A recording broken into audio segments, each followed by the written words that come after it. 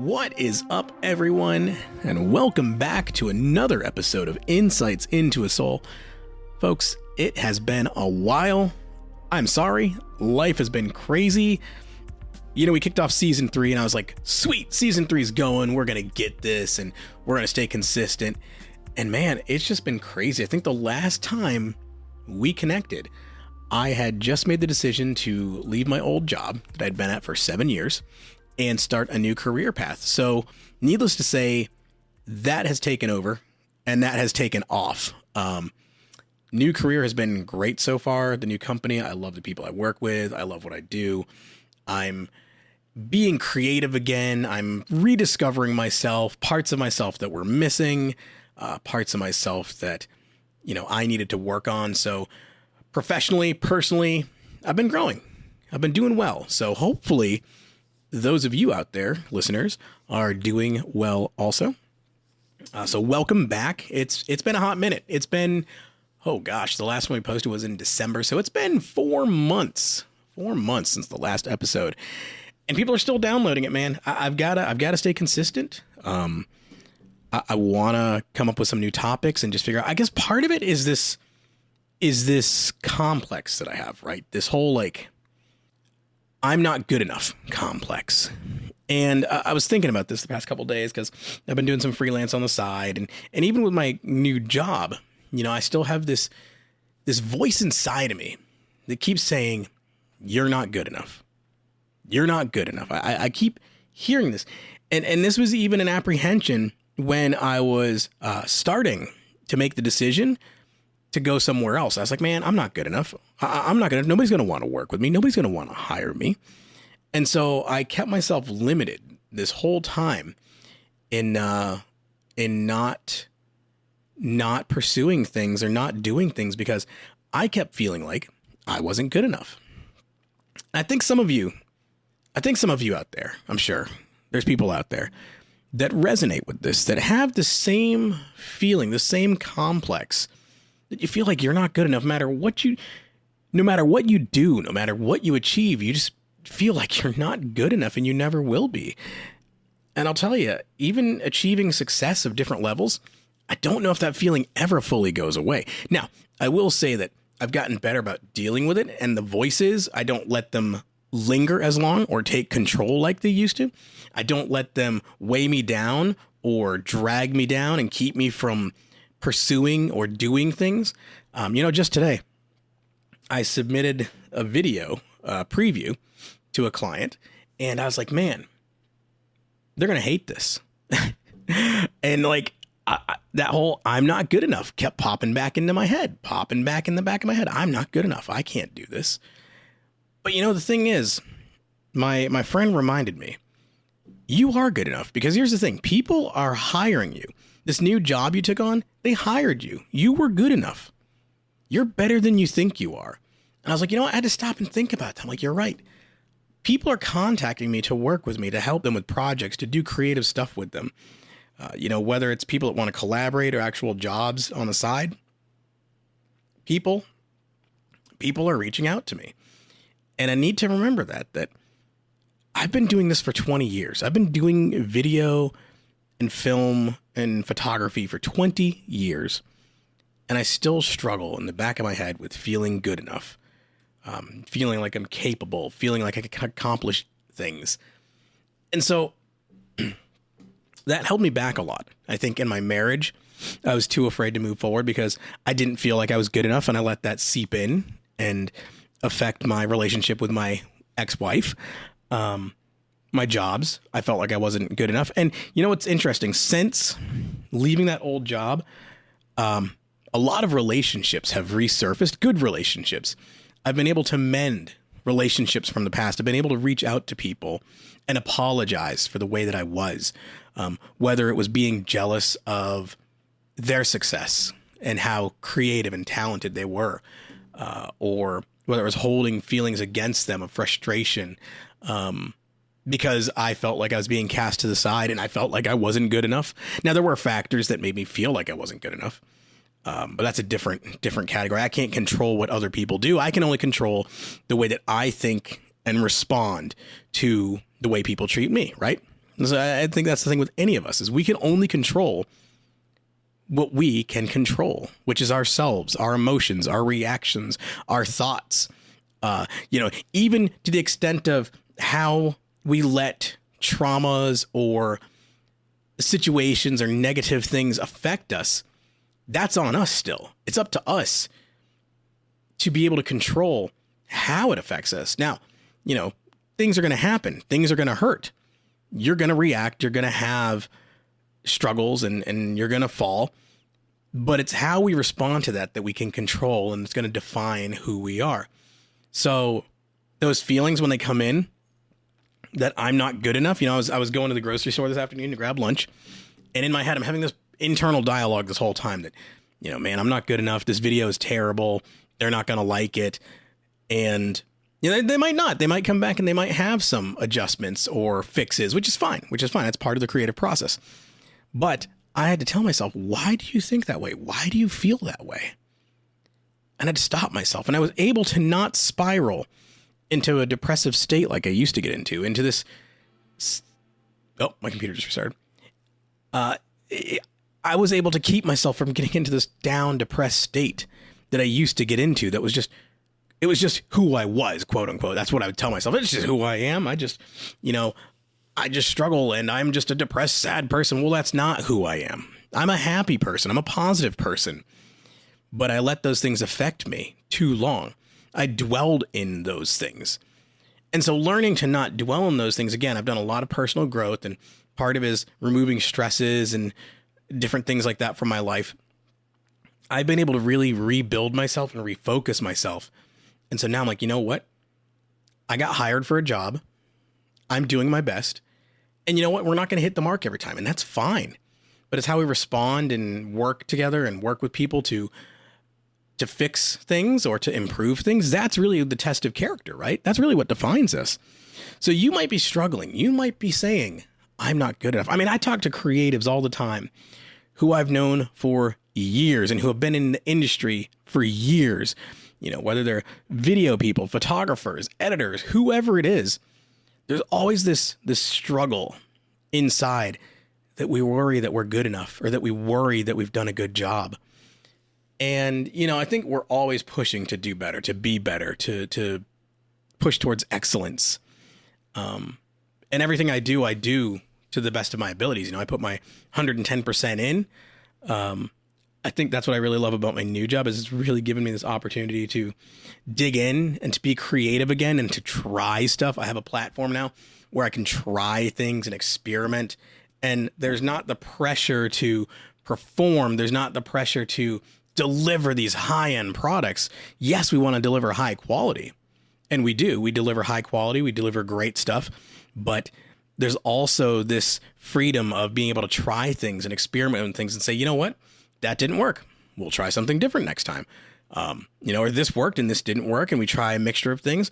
But there's this great environment in which I can experiment and try. So that's what I said before.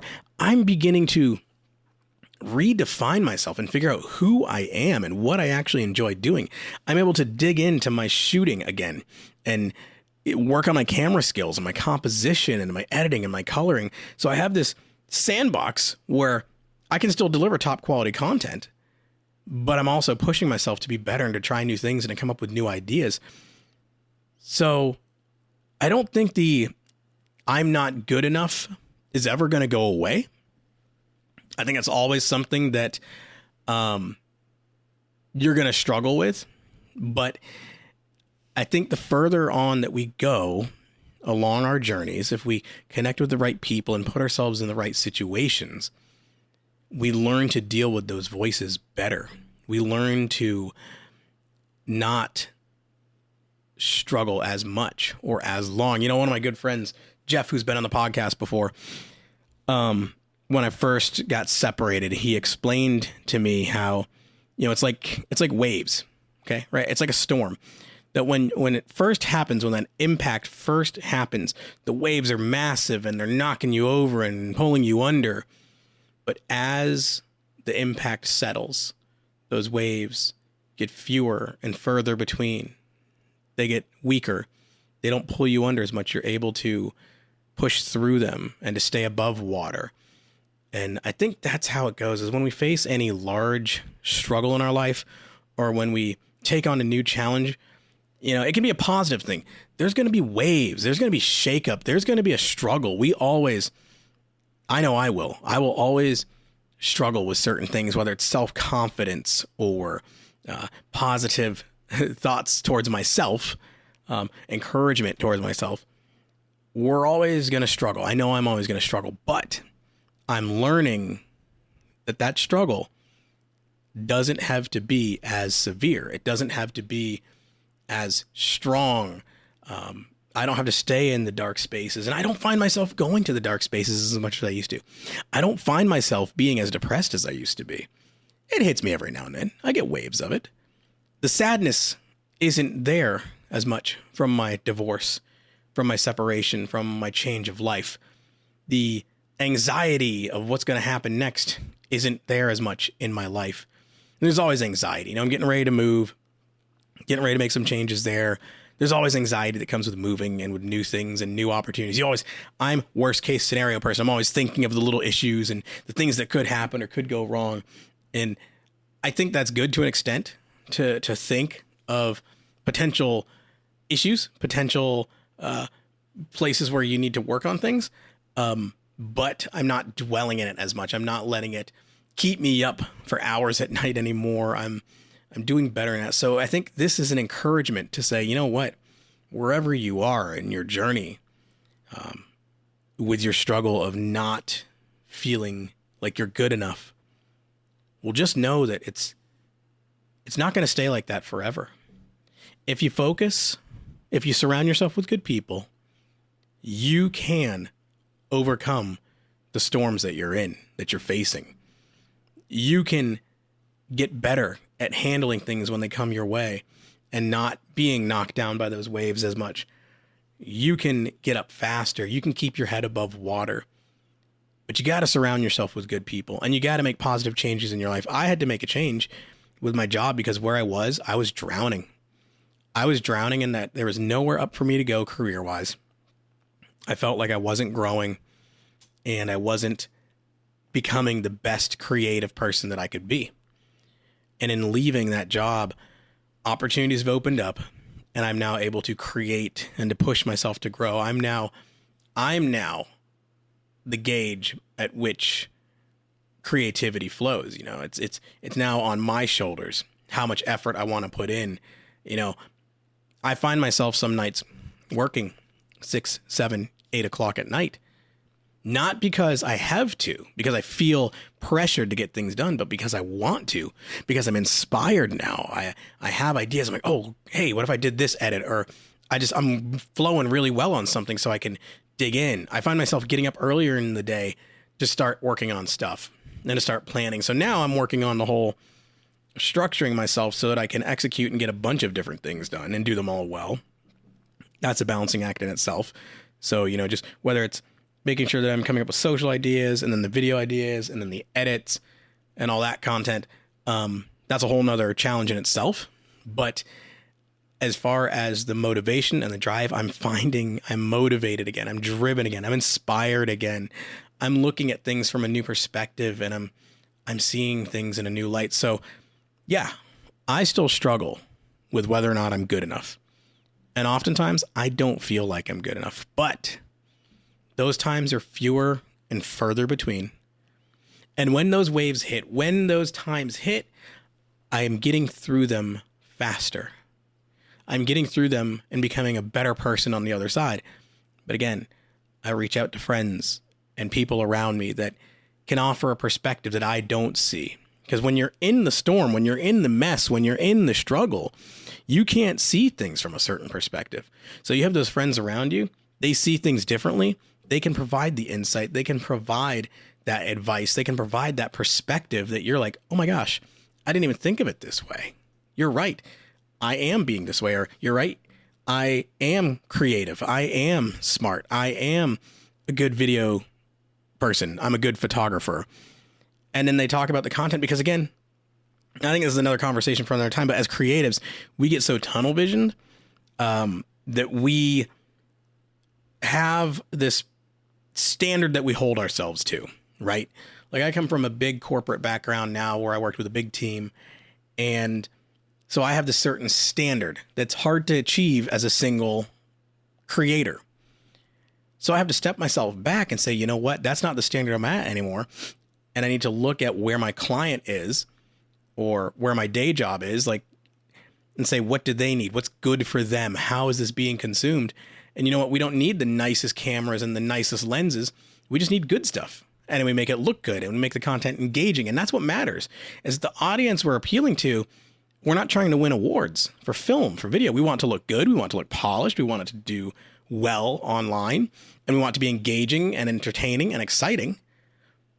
But it doesn't have to look a certain way. And that's the beauty of this, is that we can try it. So, you know, talking to one of my good friends who works at another company, this is our struggle that we've been trying to figure out, is how do we make content for the client in front of us and look at things through our consumer's eyes and our client's eyes. How does the person on Instagram view this? How does the person on YouTube view this? Is it entertaining to them? Is it engaging to them? Is it educational to them? And that's how we measure success. That's how I'm learning to measure my success, is based on the content that I create. Is it hitting the mark for the audience that I'm working for, that I'm creating for? And so again, all that goes to say that, am I good enough? Yes, I am. I am. Can I be better? Absolutely. I can always improve. I can always do better. So are you good enough? Where you are, you're good enough. Could you be better? Sure. We can all be better. We can all push forward. We can all grow. We can all learn. But you know what? You're good enough. You're good enough for the people around you. You're good enough for where you are in life. And you're good enough for where you're going to go. And if you want to go somewhere different, then you're going to have to grow. You're going to have to push yourself, and you're going to have to become better. But whether it's a relationship, a job, or a hobby or skill, you're good enough where you are. But you can always do better. You can always grow. But take some time today to just relax in the moment, assess yourself and say, you know what? I've done well. I'm doing well. I'm good enough right now in this moment. I'm good enough. And I think all this stems back to me growing up. You know, I love my parents, but I don't want it to sound super negative, but my stepfather wasn't the most supportive person, in that, you know, I knew he cared about me and all that stuff, but I just never felt supported or not necessarily praised, but I can barely recall ever being told that I did a good job. It was always, why didn't you do this differently? Or why didn't you do this better?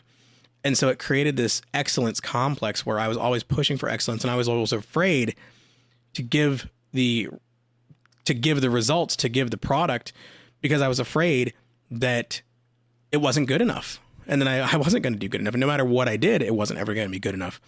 So, you know, I think part of that plays into it. And then just some different things that happened over my career and stuff. But that's something I've tried to do with my daughters, is I've tried to let them know when they're doing well.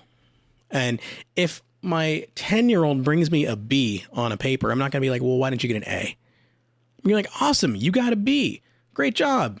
Did you study enough? Yeah. Did you do your best? Yeah. Then that's all I can ask for. That's all I can ask for, is that you do your best, and that you try.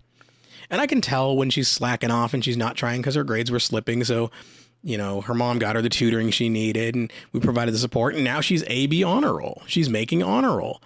And that's all you can ask for. She's 10 years old, man. Her life is still, you know, cartoons and stuffed animals. You know, I don't expect her to write college dissertations. So where she's at in her life, she's good enough, and she's doing great, and she's always trying to do better, which is great. But at the same time, she can stop and say, yeah, I'm happy with where I am. Yeah, I'm doing a good job. Yeah, I'm doing better than I was. I've improved. There you go. You've improved. Even if you improved a little, it's still improvement. It's still a step forward. The whole saying of, you know, one step at a time, you put one foot forward, then the other one, then the other one. That's what it's all about. You just got to keep putting one foot forward, one step forward. and keep moving forward. And listen, if you need encouragement or support, reach out to me. Send me a message, insightsintoasoul@gmail.com. Hit me up on Instagram. Shoot me a message and just let me know what's going on and just ask for support. Or if you just need to vent, just say, hey, I just need to vent. Vent away, folks. But listen, I am sorry it took me so long to get back to this podcast. I'm sorry that, I'm not good enough. I'm not a good enough podcaster. No, I'm just kidding. I want to be more consistent with this, and I want to come up with ideas and topics that really engage the people out there. And I also want to get back to the whole essence of what Insights into a Soul should be, and that's partnering up with people that are different areas of creativity or backgrounds or whatever, and get to know them, get to know more about them, and find out more about their soul, gain some insights into their soul. So, hey, thanks for joining me. It's good to be back. It's good to be talking to you again. Thank you so much for the continued love and support. Hopefully this will be a more regular occurrence. And just remember, you're good enough. You really are. Keep trying, keep moving forward, keep doing your best. You're doing great. You're doing great. Thanks again for tuning in. Until next time, see you guys. Thank you for joining me on this episode of Insights into a Soul. If you'd like to get in touch with me, feel free to reach out to me on Instagram @InsightsIntoASoulOfficial or send me an email, insightsintoasoul@gmail.com. If you enjoyed this podcast, please leave a comment and a like on the platform of your choice and share it with others and help spread the word about Insights into a Soul.